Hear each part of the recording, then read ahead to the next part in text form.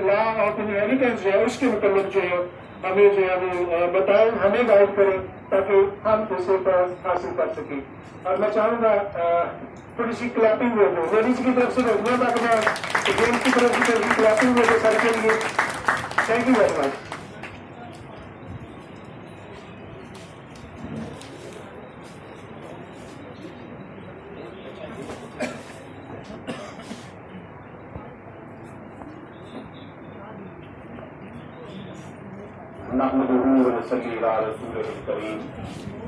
अम्मा बाद फ़ौज़ बिल्लाहि मिनश शैतानिर रजीम, बिस्मिल्लाहिर रहमानिर रहीम। मैं एक तालिब इल्म हूँ और कतन ये मुझे ज़ेब नहीं देता कि मैं कोई लेक्चर डिलीवर करूँ। मैं आप लोगों से सीखने के लिए ही आया हूँ और सीख रहा हूँ। यहाँ मेरे बहुत से मोअज़्ज़ज़ असातिज़ा इकराम भी तशरीफ रखते हैं जिनसे मैं सीखता हूँ। ये सिर्फ एक मेरी वॉइस है जो गुज़श्ता चंद सालों से मैंने रेज की हुई है कि ख़वातीन को विरासत से महरूम करने के जो फैक्टर्स हैं उनके ऊपर मैं बात करूंगा। आपको ये जो मटेरियल मिल रहा है इसमें मेरा एक आर्टिकल है जो मैंने स्पेशली उर्दू में इसे कंपोज करवाया है और साथ जस्टिस काजी फैज ईसा साहब की लेटेस्ट जजमेंट है। ये जजमेंट जो मैं आपको प्रोवाइड कर रहा हूँ इसमें ये लैंडमार्क जजमेंट है, खवातीन को जो महरूम किया जाता है विरासत से उस हवाले से। अब मैंने तकरीबन इसकी 30-35 कॉपियां करवाई हैं, जितनी मेरा ख्याल था कि इतने लोग होंगे। मजीद जो चाहिए होंगी तो फिर आप इसकी कॉपी करवा लें।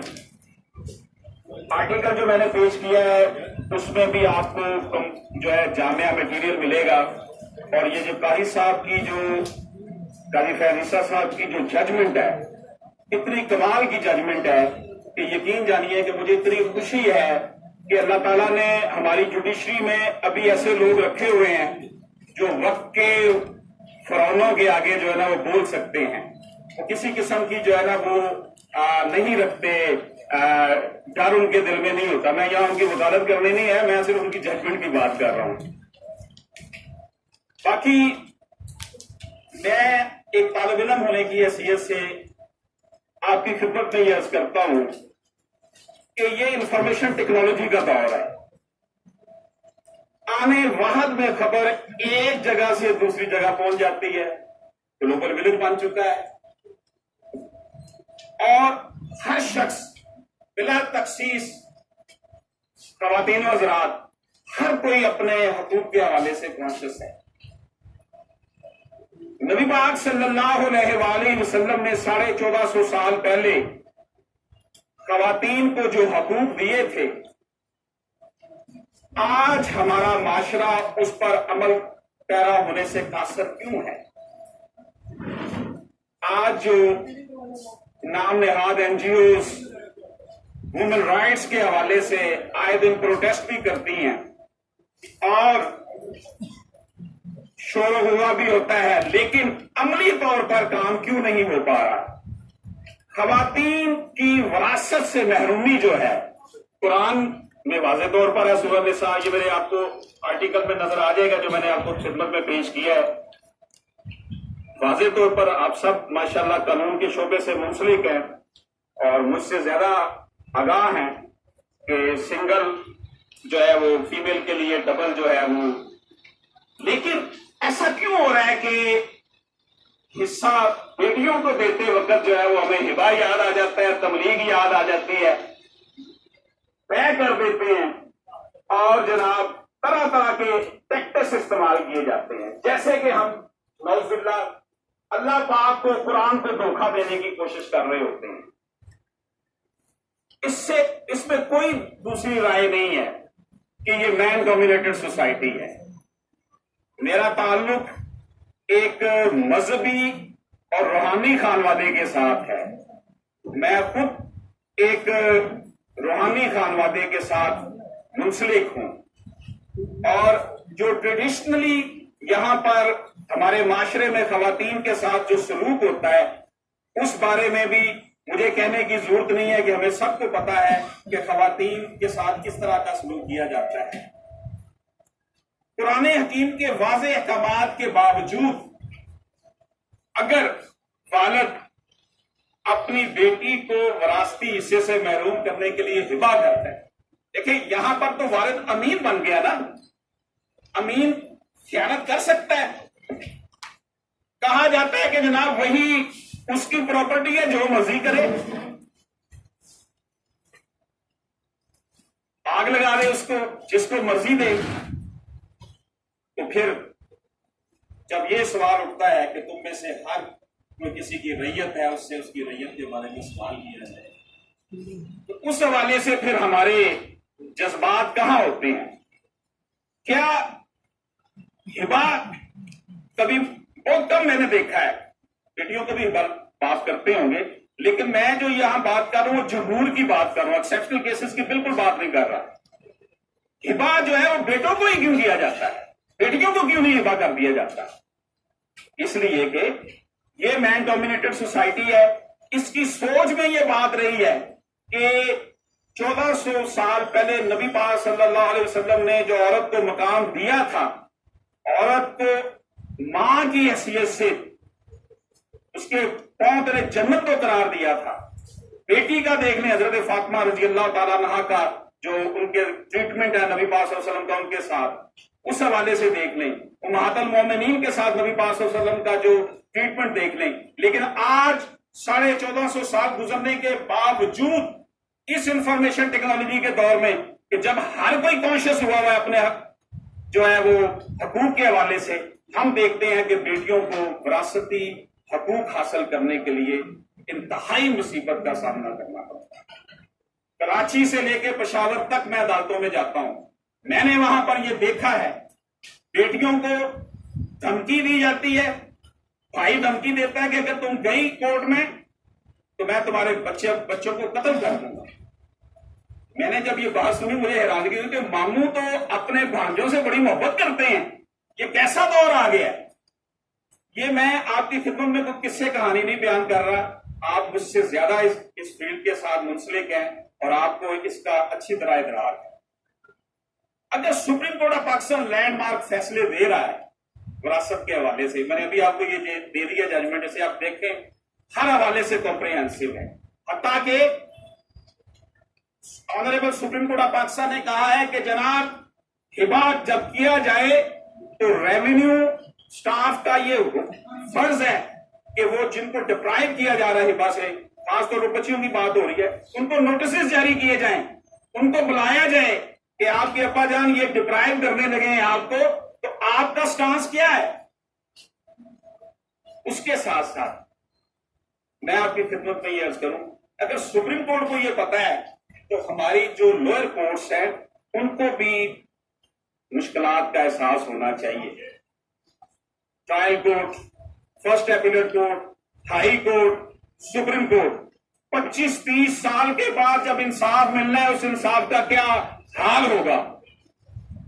यकीन जानिएगा, लोगों के हालात देखकर दिल खून के आंसू होता है।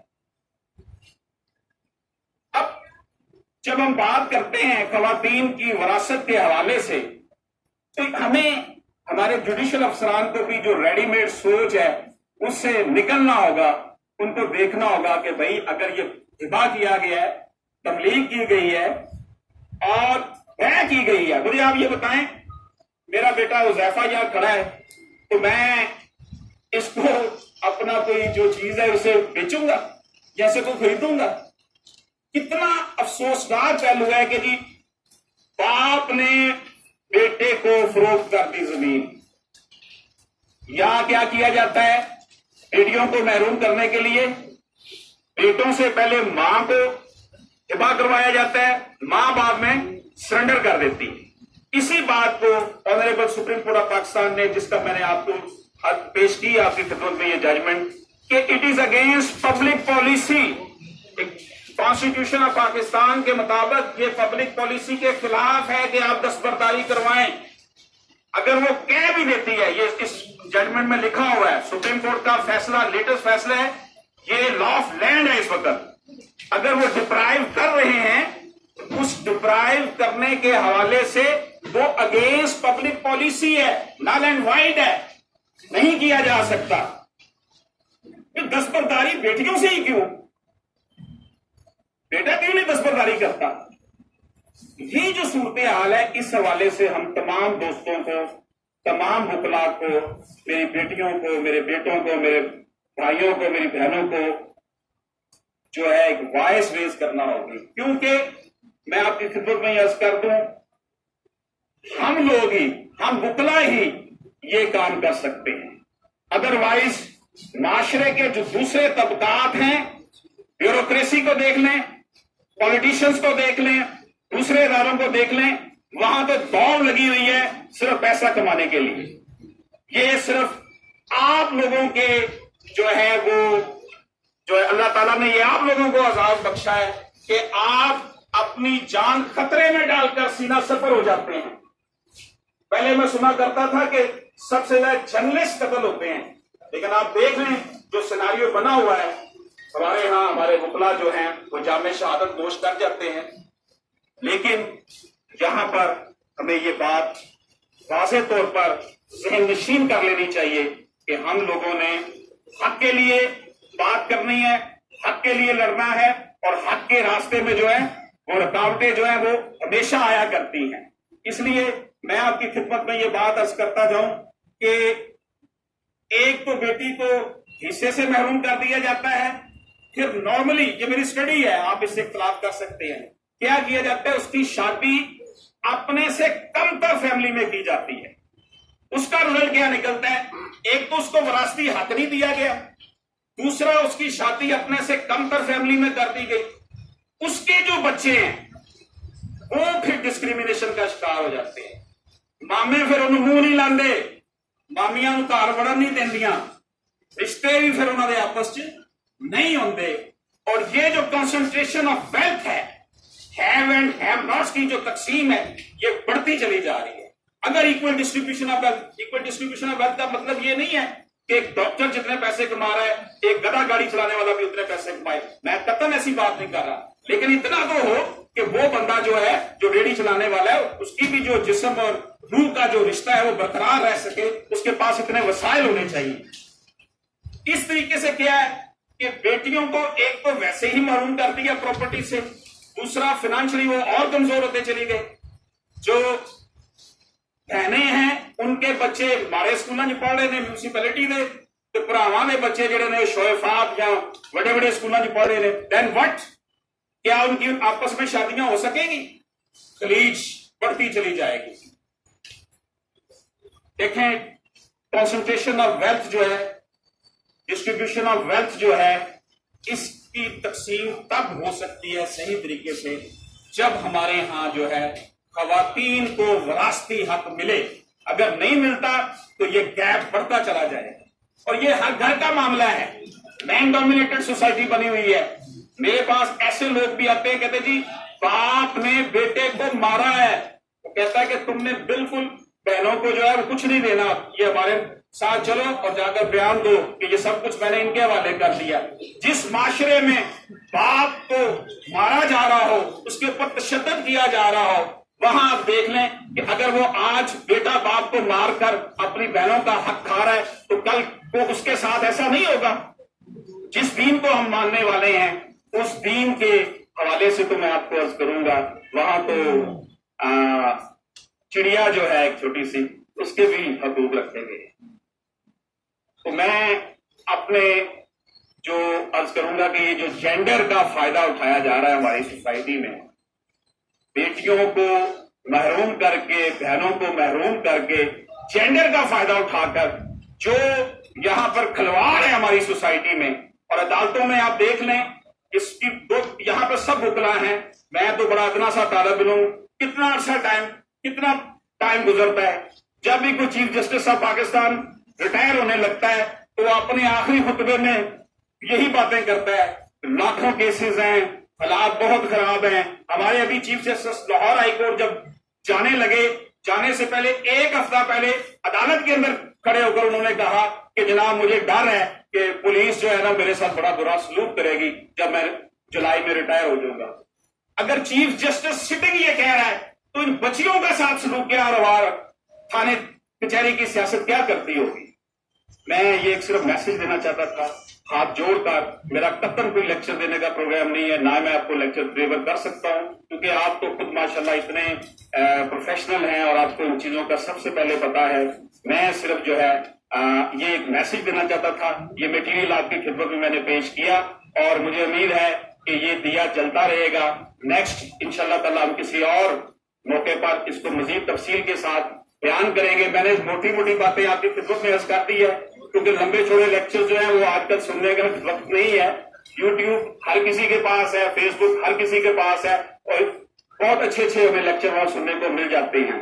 बस इतनी सी बात कहूंगा कि आवाज़ों के रूप में छुपे मदालियों सुनो, बाग बाग के भेष में छुपे शिकारियों सुनो, तुम्हारे कारे पुरफसों की आखिरी ये शाम है, खुदा की सरजमी पर खुदा का राज हो, ना कोई हुक्मरान हो ना साहिब इतराज हो।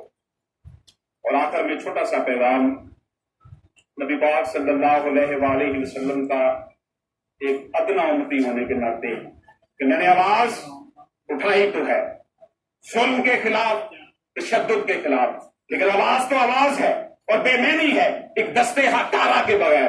हाथ उठाने की मुझको तौफीक नहीं, मेरे हालात जरा ठीक नहीं, मेरे हालात जरा ठीक नहीं तो फिर क्या है। हाथ उठाने की जो मुझको तौफीक नहीं तो फिर क्या है। ऐ मेरी दुल्हने आजादी अफ्तारो शौर, तेरे होंठों पे मैं भाले से लगाता सुर्खी, नोके नेजा से उठाता तेरा घूंघट, लेकिन मेरे अफाल में अकवाल की तस्दीक नहीं, मेरे हालात जरा ठीक नहीं। अल्लाह पाक हम सब का हामी नासर हो। Thank you very much.